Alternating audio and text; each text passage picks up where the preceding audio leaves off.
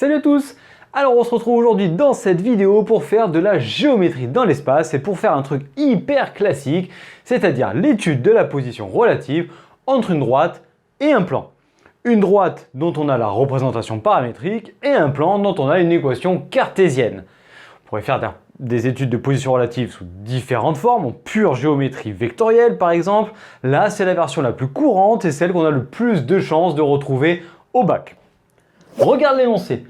Tu peux voir qu'on te donne la représentation paramétrique de la droite, qui dit représentation paramétrique dit vecteur directeur et un point, et équation cartésienne du plan, qui dit équation cartésienne du plan dit vecteur normal qui apparaît comme coefficient donc des x, y, z.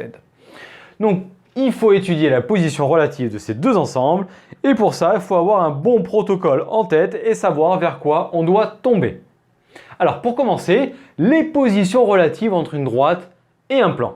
Une droite et un plan, dans l'espace, peuvent être soit la droite est strictement parallèle au plan, soit la droite est incluse dans le plan, soit la droite et le plan sont sécants selon un point. Donc en fait, on voit qu'il y a deux phases.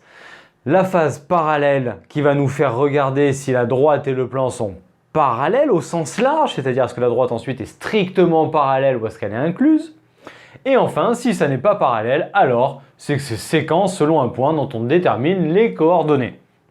Je peux t'inviter à aller voir des vidéos, on t'en met en description, pour avoir un point court sur la représentation paramétrique, sur les équations cartésiennes et des positions relatives entre deux droites ou une droite et un plan avec la méthode. Si tu veux arriver à revoir en amont de cette vidéo peut-être un petit point court ou encore t'entraîner davantage après celle-ci.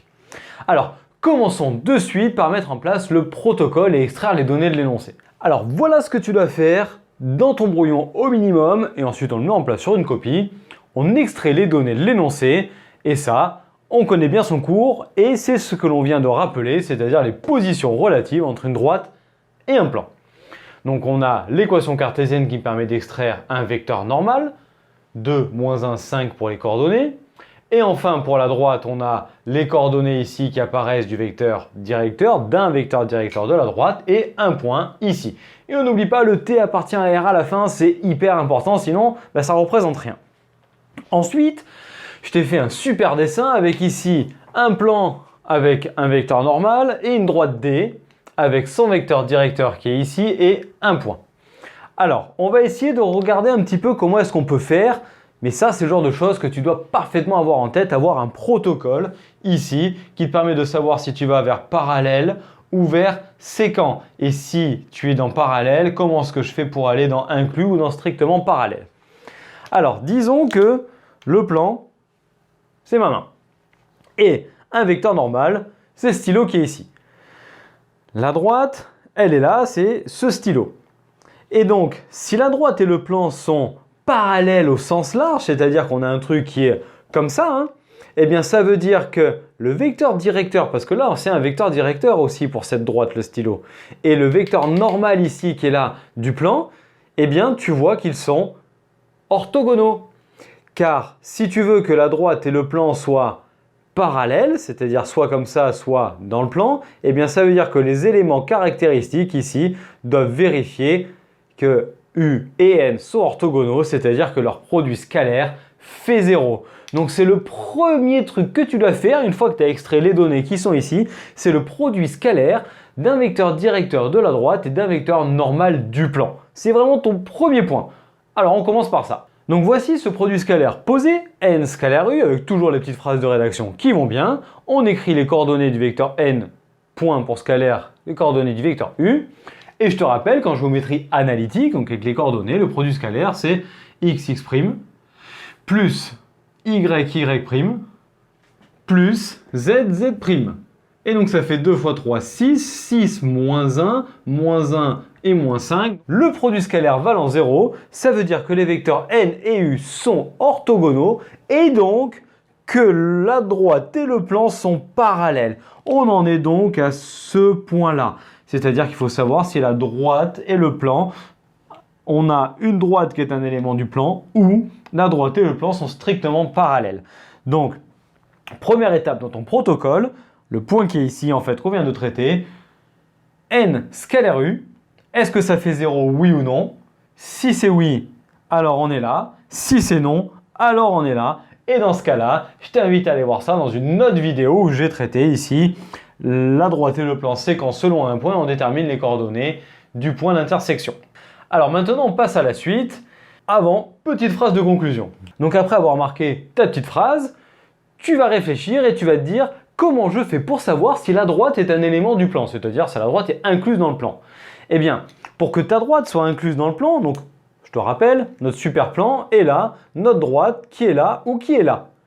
Eh bien, pour que notre droite ici soit incluse dans le plan, il suffit de vérifier si un point de la droite appartient au plan. Car si un point de la droite appartient au plan, eh bien ça veut dire que, vu que la droite est parallèle au plan et qu'un point de la droite est dans le plan, alors tous les points le seront. Donc il suffit juste de vérifier un point, donc à faire le point A qui est ici.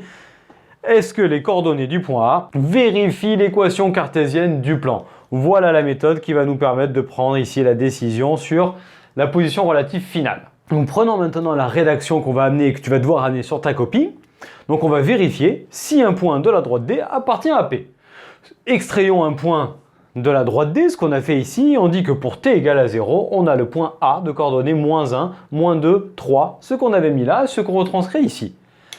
Et je te rappelle que si un point appartient à un ensemble, que ce soit une fonction, une droite, un plan, peu importe, c'est que les coordonnées de ce point vérifient l'équation de cet ensemble. Donc, A appartient à P si et seulement si ces coordonnées vérifient l'équation de P. L'équation de P, c'est celle-ci. Donc, on remplace X, Y et Z par les coordonnées XA, YA, ZA. Et voyons si ça fait 0. Mais surtout, tu ne marques pas égal à 0 ici. Parce que si tu marques égal à 0, eh bien, tu marques que ça vérifie l'équation. Ce qui n'est pas forcément vrai. Donc, on va commencer par remplacer les coordonnées. Donc, les coordonnées, on a dit, ici, c'est -1. Donc, ça fait 2 fois -1. On va marquer dans le détail. Ensuite, moins YA qui est -2. Ensuite, plus 5ZA. Donc, plus 5 fois 3. Et ensuite, -1. Il ne reste plus qu'à faire ce calcul et vérifier si ça fait 0 ou pas. On a donc -2, plus 2, ça s'en va. Il nous reste 3 fois 5, 15. Et 15 moins 1, ça fait 14. Donc clairement, ça, c'est différent de 0. Vu que c'est différent de 0, ça veut dire que le point A a ses coordonnées qui ne vérifient pas l'équation du plan. Donc le point A n'est pas un élément du plan. Vu que la droite et le plan sont parallèles, et si un point de la droite n'est pas dans le plan, ça veut dire qu'aucun point n'y est. Donc, on peut conclure A n'appartient pas à P, donc D et P sont strictement parallèles. Donc voilà le protocole à mettre en place pour l'étude de la position relative droite-plan et aboutir dans notre cas à strictement parallèle. Donc, on rappelle rapidement, les vecteurs directeurs et vecteurs normaux, sont-ils orthogonaux? Oui, alors dans ce cas-là, c'est parallèle. Non, alors dans ce cas-là, c'est séquence selon un point. Dans notre cas, c'était parallèle. Y a-t-il un point de la droite qui appartient au plan? Oui, dans ce cas-là, la droite est incluse dans le plan. Ou dans notre cas, non, dans ce cas-là, la droite est strictement parallèle au plan. Voilà le protocole que tu dois avoir. Fais-t'en une fiche. On les retrouve dans nos ressources, celles-ci, pour ceux qui s'y abonnent. Mais sinon, fais-toi une fiche et tu verras, c'est tout le temps pareil.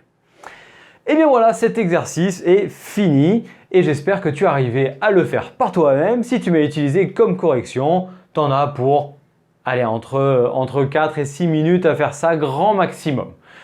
Donc merci d'avoir suivi cette vidéo jusqu'au bout qui, j'espère, t'a aidé à bien comprendre les choses. Si tel est le cas, merci de me lâcher le petit pouce bleu vers le haut, ça fera toujours plaisir, ça nous encourage, et à venir activer la cloche pour être au courant des prochaines vidéos qui vont sortir.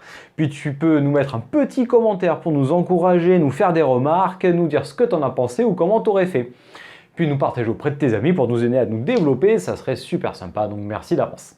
Puis je t'invite à nous rejoindre sur notre site internet, le fameux où on partage les ressources, les fiches et le quoi t'aider dans ton travail. Puis tu peux nous rejoindre sur nos réseaux sociaux, Facebook et Instagram. Et d'ici à la prochaine vidéo, je t'invite à nous rejoindre dans d'autres vidéos et je te dis à très bientôt. Allez, ciao à tous!